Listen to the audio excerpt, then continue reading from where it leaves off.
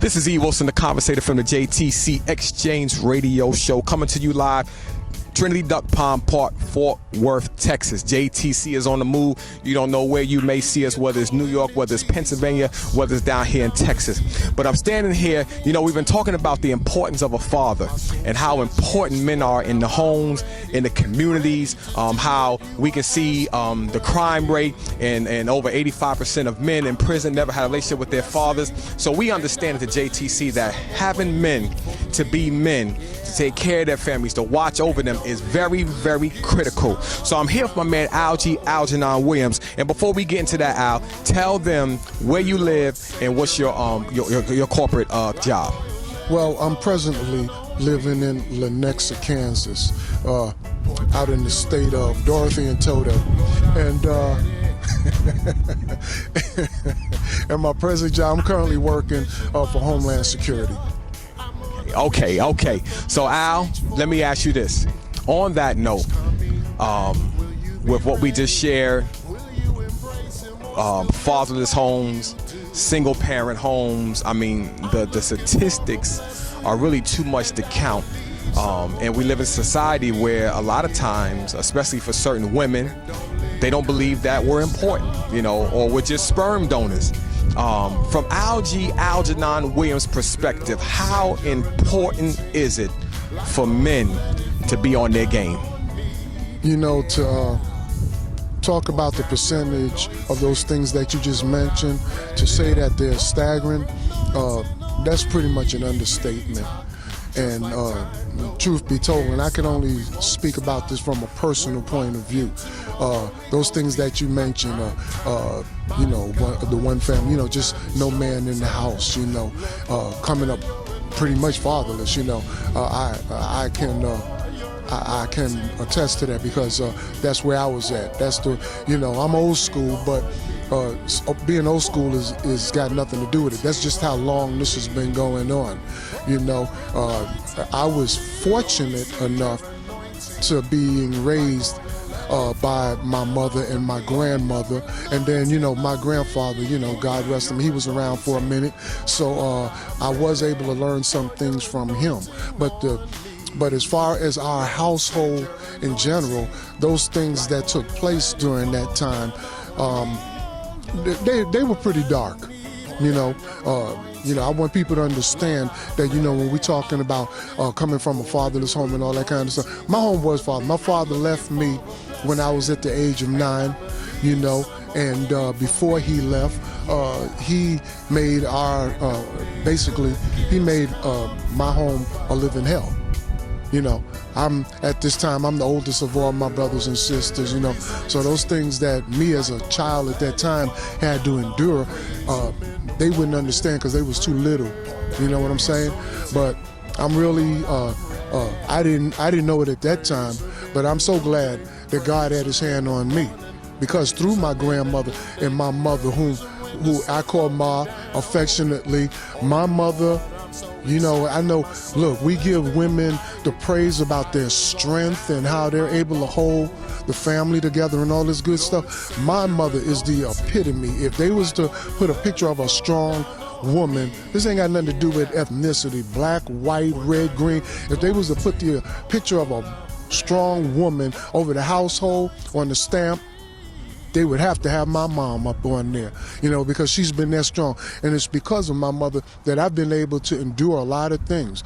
Through the years, I grew up, like I said, basically without a father in the house, but I was still somewhat fortunate because outside of my home, being raised up in Brownsville, Brooklyn.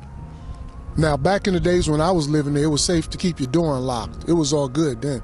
Now you'd be out your mind trying to do that. But I had the pleasure of, there was some guys that I grew up with, which I'm pretty much still in touch with today. My partners, I give them a shout out, my boy Leroy, he's just one, but I don't want to go to dropping names because we be here all day, But my friends, they had bigger brothers, so their bigger brothers looked out for me, Bruce and all these guys. They all have bigger brothers, World. All of these guys have bigger brothers, the families. So their bigger brothers, even though they was looking out for them too, they was looking out for me as well. And I was pretty fortunate on that.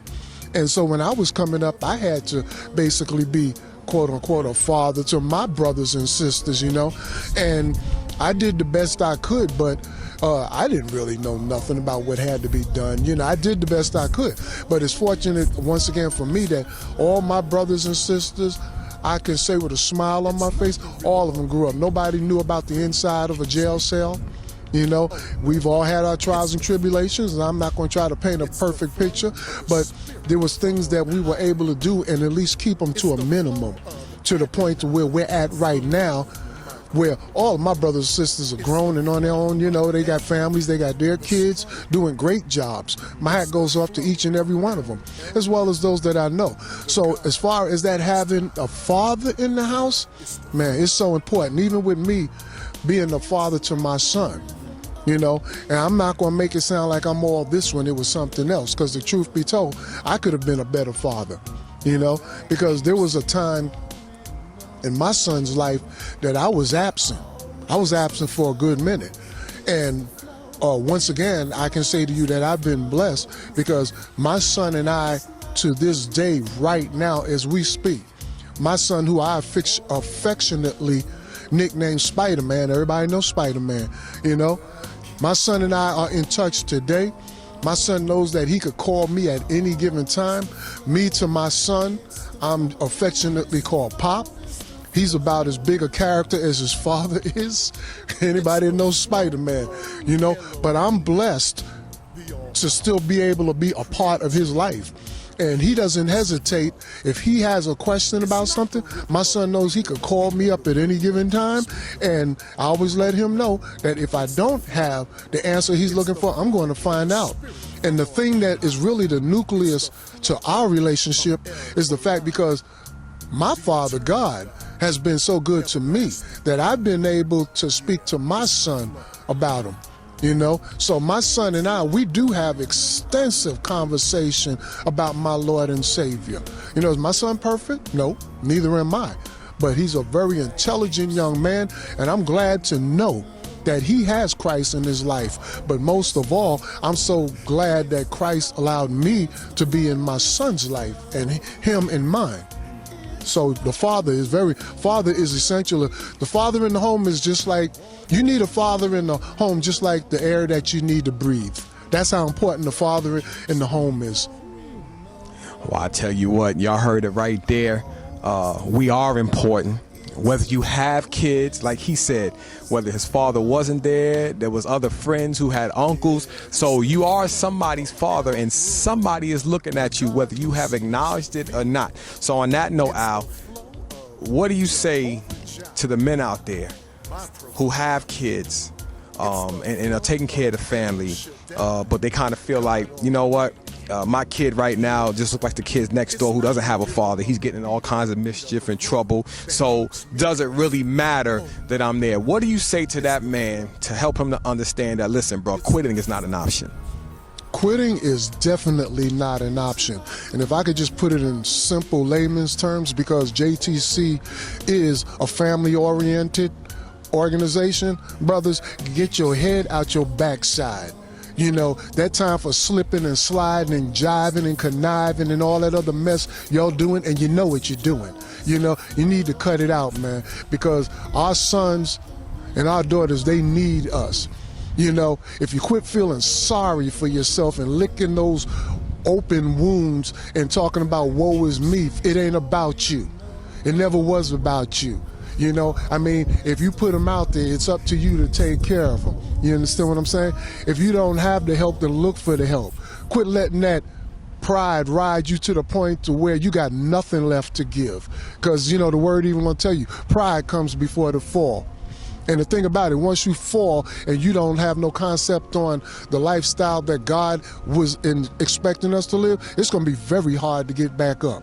And that's why it's so hard for a lot of brothers to get back into the swing of things with the family. So, man, we need you. And for those brothers that are taking care of your families to whatever the extent may be, God bless you, man, and appreciate you for it.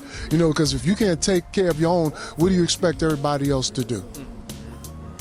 Wow. And when he's saying brothers, we're not talking about blacks. This is says the importance of a father. That's everybody. Black, white, purple, green, whoever you are, you're needed. And if anything is ever going to change in this world, it's going to start with you.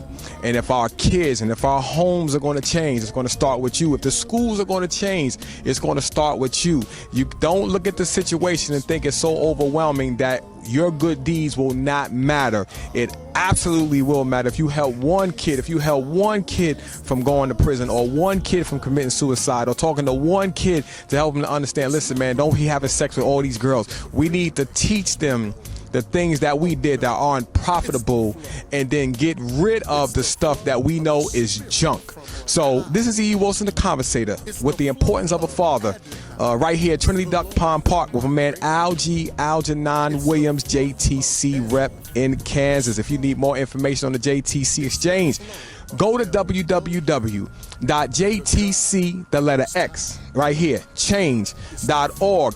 Tons of information. If you're in the city and you need encouragement, and maybe you don't feel like going to church and you don't feel like going to the counselor, listen, we don't need to know you, but we are here to encourage you. JTC is global, so we want you to be encouraged, to know that you're not by yourself, and to never give up. Email us at jtcexchange@gmail.com. Look us up on YouTube, E.Wilson/JTC Exchange channel. There's a lot of information on there. There's a lot of videos on there just promoting positive stuff. If you're around negative folks, I'm going to tell you right now, get rid of them. You're going to get limited results. You're going to be frustrated, sacrificing your purpose over a relationship. And so you can also catch us at the First Sunday's Talent Showcase every first Sunday of the month, man. So this is E.Wilson, the Conversator.